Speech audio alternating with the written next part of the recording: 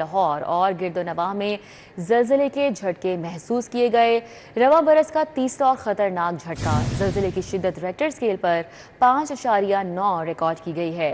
ज़लज़ले का मरकज़ अफगानिस्तान ताजिकिस्तान का बॉर्डर था। ज़लज़ला पैमा मरकज़ की जानिब से ये बताया गया है। ज़लज़ले के आफ्टर शॉक से निपटने के लिए मशीनरी और अमला भी अलर्ट है। तो आपको आगाह कर रहे हैं कि लाहौर और गिरदोनवाह में ज़लज़ले के शदीद झटके महसूस किए गए हैं, जबकि ज़लज़ले की शिद्दत रेक्टर स्केल पर 5.9 रिकॉर्ड की गई और शहर में रवां बरस का ये तीसरा ज़लज़ला है। कोमल असलम हमारे साथ है, मजीद उनसे बात कर लेते हैं इस हवाले से। जी कोमल। में रवां बरस का तीसरा खतरनाक ज़लज़ला जो है वो रिकॉर्ड किया गया है। रेक्टर स्केल पर ज़लज़ले की शिद्दत 5.9 रिकॉर्ड की गई है और ज़लज़ले का मरकज़ बॉर्डर अफगानिस्तान ताजिकिस्तान, जबकि गहराई 94 किलोमीटर थी। पंजाब भर की इंतजामिया इमारतों की चेकिंग में मसरूफ है। किसी भी इलाके से जानी और माली नुकसान की रिपोर्ट मौसूल नहीं हुई। ज़लज़ले के आफ्टर शॉक से निपटने के लिए मशीनरी और अमले को अलर्ट रखा गया है। PTMA के प्रोविंशियल कंट्रोल रूम समेत पंजाब भर के district emergency operation centre 24/7 alert है। ज़लज़ले से नुकसानात के खिलाफ PTMA की हेल्पलाइन 1129 पर दी जा सकती है। मैं आपको बताते चलूँ कि रवां साल का लाहौर शहर में तीसरा और खतरनाक ज़लज़ला जो है वो रिकॉर्ड किया गया है, जिसका रेक्टर स्केल 5.9 रिकॉर्ड किया गया है। ज़लज़ले का मरकज़ बॉर्डर अफगानिस्तान ताजिकिस्तान, जबकि गहराई 94 किलोमीटर थी। किसी किस्म का कोई जानी नुकसान नहीं हुआ, सब कुछ अंडर कंट्रोल रहा है। लिहाजा अवाम में खौफो हिरास फैल गया है, क्योंकि रवां बरस का ये तीसरा ज़लज़ला जो है वो रिकॉर्ड किया गया है, जिसका रेक्टर स्केल 5.9 था। जी ठीक है, बहुत शुक्रिया। हमारे साथ कोमल थी, आगाह कर रही थी। अभी आगे बढ़े, आपको बताएं कि खैबान जिना सीवरेज तब्दीली मंसूबा है। मंसूबा वासा की तारीख का सबसे ज्यादा बद इंतजामी का शिकार प्रोजेक्ट बन चुका है।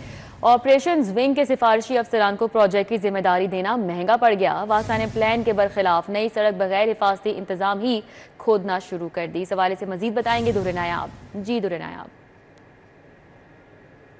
जी बिल्कुल, अगर वासा की तारीख में देखा जाए तो जो ख़ियाबान फिरदौसी का सीवरेज तब्दीली मंसूबा है, ये एक बदतरीन मंसूबा है। और इस हवाले से अगर इनकी ट्रैफिक मैनेजमेंट, इनकी काम की बात की जाए तो वो सिरे से ना होने का नाम ही इसमें मौजूद नहीं है। पहले जो प्लान LDO को पेश किया गया वो शौक चौक से शौकत खानम चौक की जानिब सर्विस लेन में खुदाई करना थी, लेकिन बगैर LDO को बताए एतमाद में लिए, उनसे मुशावरत किए, दूसरी जानिब यानी शौकत खानम से शौक चौक की जानिब मेन कॉरिडोर पर खुदाई करना शुरू कर दी गई। अब हालत ये है कि मेन कॉरिडोर को कभी एक तरफ से खोदते हैं, कभी लेफ्ट से खोदते हैं, कभी उसकी 2 लेन बंद कर देते हैं, कभी 1 लेन बंद कर देते हैं, और ट्रैफिक की ये हालत है कि पीछे लाइनें जो हैं वो ब्रिज तक लगी होती हैं।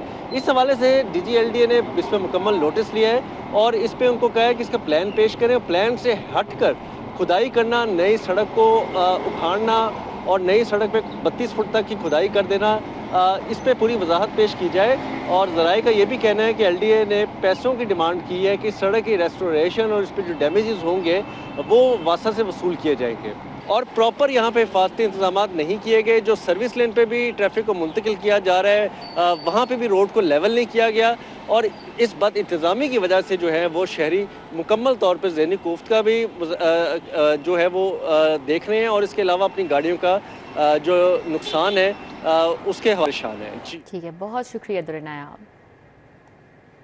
पंजाब के स्कूल से 25,000 सरप्लस असातिज़ा को ट्रांसफर करके असामियां खत्म करने का फैसला कर लिया गया है। स्कूल में बच्चों की तादाद कम होने पर सीनियर टीचर को सरप्लस तस्वुर किया जाएगा, ज़राए का ऐसा बताना है। स्कूल एजुकेशन डिपार्टमेंट ने अथॉरिटी से सरप्लस असातिज़ा का रिकॉर्ड तलब कर लिया है।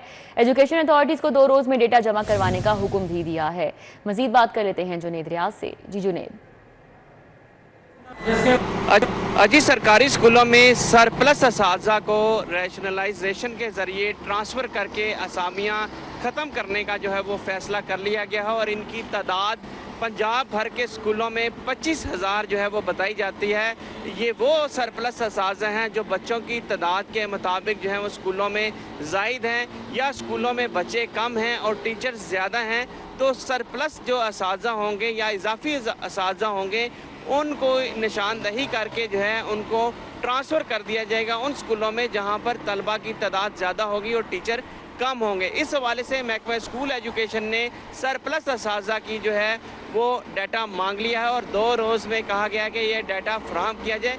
सबसे सीनियर टीचर जो होगा स्कूल में बताया यह जा रहा है कि वो सरप्लस कंसीडर किया जाएगा और उसका तबादला किसी दूसरे करीबी स्कूल में कर दिया जाएगा और इस हवाले से ऑप्शन भी जो है मुतलका स्कूल टीचर को फराहम की जाएंगी और सिस के ज़रिए उसको ज़रूरत जहाँ पर होगी वहाँ पर ट्रांसफ़र कर दिया जाएगा। स्कूलों को कतन प्राइवेटाइज ना किया जाए ताकि सरकारी स्कूलों में गरीब बच्चों के लिए जो अप्रोच है स्कूलों की तालीम की वो जो है आसानी हासिल कर सकें और उन्हें प्राइवेट स्कूल में दाखिला ला लें। ठीक है जुनैद, बहुत शुक्रिया। लाहौर के स्कूल्स को नॉन सैलरी बजट जारी। महकमा स्कूल्स एजुकेशन को 3.5 अरब रुपए नॉन सैलरी बजट जारी कर दिया गया है, जबकि लाहौर के तमाम स्कूलों के मरम्मती काम के लिए बजट जारी किया गया है। तो आपको बताएं कि लाहौर के स्कूल्स को नॉन सैलरी बजट जारी किया गया। महकमा स्कूल्स एजुकेशन को 3.5 अरब रुपए नॉन सैलरी बजट जारी किया गया है।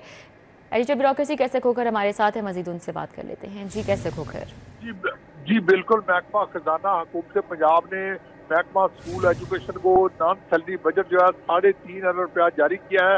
ये नोटिफिकेशन जारी कर दिया गया है और बजट जारी कर दिया गया है।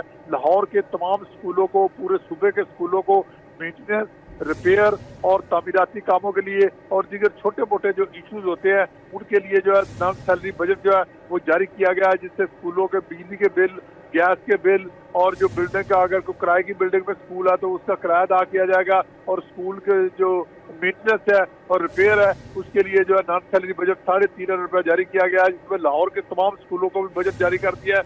ये बजट महकमा खजाना ने महकमा स्कूल एजुकेशन को जारी किया है, जिसके साथ तमाम स्कूलों को ये बजट जो है जारी किया गया है। तमाम लाहौर के स्कूलों। शुक्रिया, हमारे साथ कैसे खोकर थे, अपडेट कर रहे थे। पंजाब यूनिवर्सिटी के 12 असातिज़ा करोड़ों की स्कॉलरशिप्स लेकर मफरूर हो गए। मफरूर असातिज़ा से रकूम की रिकवरी के लिए यूनिवर्सिटी FIA को खत लिखेगी। तर्जुमान का ये बताना है मफरूर असातिज़ा के शनाख्ती कार्ड, पासपोर्ट को ब्लॉक करने के लिए वजारत खारजा को खत लिखा जाएगा। इस हवाले से बात करेंगे इमरान झुनर से। जी इमरान।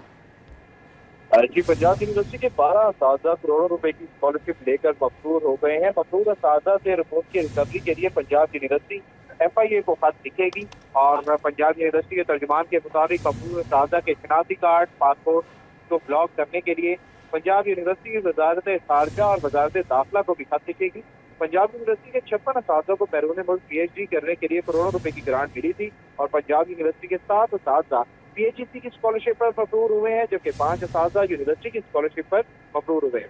कानून के मुताबिक तमाम असातिज़ा को बैरून मुल्क PhD के बाद 5 साल यूनिवर्सिटी में सर्विस देनी होती है। 56 में से 12 असातिज़ा ने स्कॉलरशिप हासिल करने के बाद यूनिवर्सिटी ज्वाइन नहीं की और ड्यूटी ज्वाइन ना करने पर मफरूर असातिज़ा को मुआहदे के मुताबिक यूनिवर्सिटी को करोड़ों रुपए अदा करने थे। पंजाब यूनिवर्सिटी की जो असातिज़ा हैं उनके हवाले से जो तफसीलात हैं वो ये हैं कि GIS सेंटर की सैयद मोहसिन अली जो हैं 1 करोड़ 40 लाख से जायद अदा किए बगैर मफरूर हुए हैं। इंस्टीट्यूट ऑफ एडमिनिस्ट्रेटिव साइंसेज की किरण आयशा 1 करोड़ रुपए से जायद दिए बगैर मफरूर हुई हैं। शोभा MMG की राबिया आबाद जो है वो 90 लाख से जायद। इसी तरह IQTM के ख्वाजा खुरम रशीद 84 लाख और हेले कॉलेज ऑफ कॉमर्स की शुमाइला इसाक 1 करोड़ 61 लाख रुपए अदा किए बगैर मफरूर हुई हैं। सेंटर फॉर फूड टेक्नोलॉजी के उस्मान रहीम 72 लाख रुपए और कॉलेज ऑफ इंजीनियरिंग के सलमान अजीज 90 लाख, GIS के मोहम्मद नवाज 72 लाख, PUCI की जवेरिया इकबाल 60 लाख और एडमिनिस्ट्रेटिव साइंस की सिमाब आरा 1 करोड़, सामिया महमूद 1 करोड़ 16 लाख रुपए से जायद अदा किए बगैर मफरूर हुई हैं। यूनिवर्सिटी ने 12 मफरूर असातिज़ा को यूनिवर्सिटी सर्विस से बर्खास्त भी कर दिया है। जी ठीक है, बहुत शुक्रिया, हमारे साथ इमरान थे, अपडेट कर रहे थे।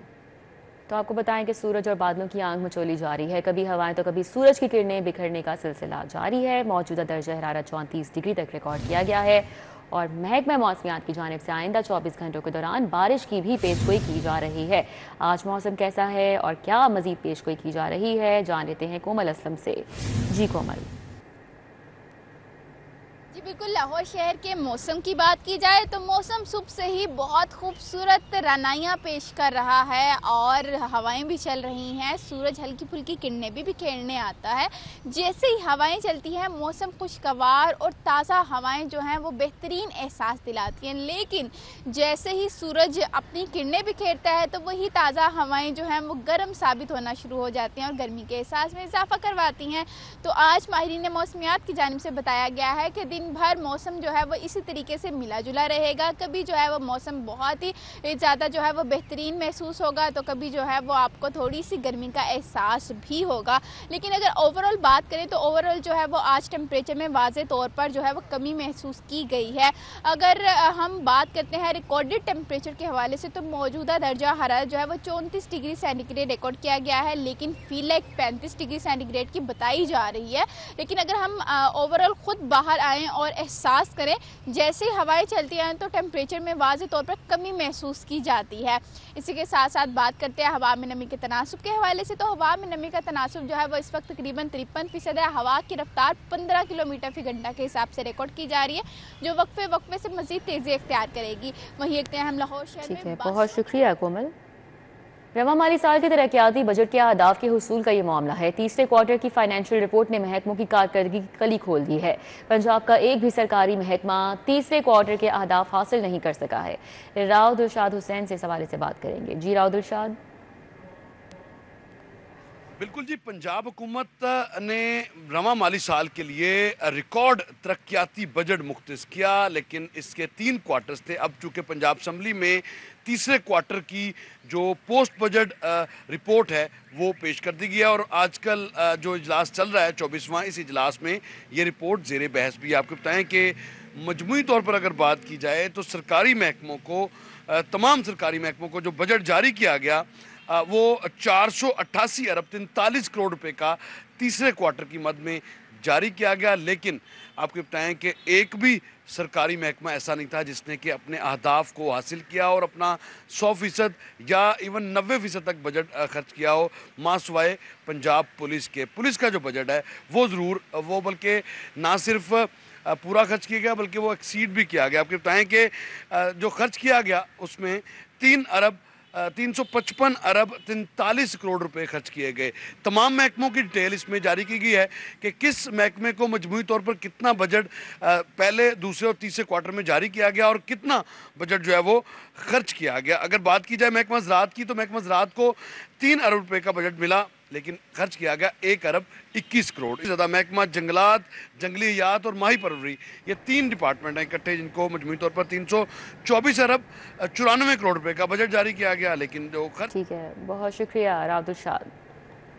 सीबीडी पंजाब वॉल्टन फ्लाईओवर पर सोलर पैनल से 1 मेगावाट बिजली पैदा करेगी। सीबीडी रूट 47 पर वॉल्टन रेलवे क्रॉसिंग फ्लाईओवर की पैदल गुजरगाह मुकम्मल कर ली गई है। पैदल गुजरगाह की छत पर सोलर पैनल्स नस्ब करके माहौल दोस्त बिजली पैदा की जाएगी, इमरान अमीन का ऐसा कहना है। जबकि सीबीडी क्लीन ग्रीन एनर्जी के फरोग के लिए अमली इकदाम कर रहा है। इमरान अमीन की जानिब से ये भी कहा गया है। सीओ इमरान अमीन कहते हैं कि सोलर एनर्जी मनसूबे से सालाना लाखों रुपए की बचत भी मुतवक्के है।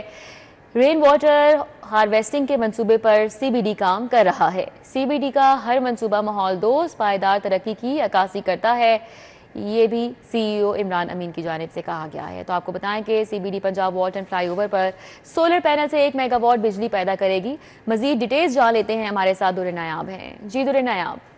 जी बिल्कुल, सीबीडी पंजाब जो है वॉल्टन रेलवे क्रॉसिंग फ्लाईओवर पर पैदल गुजरगाह पर अब सोलर पैनल नस्ब करेगा। सोलर पैनल की तौसीब से 1 मेगावाट बिजली पैदा होगी।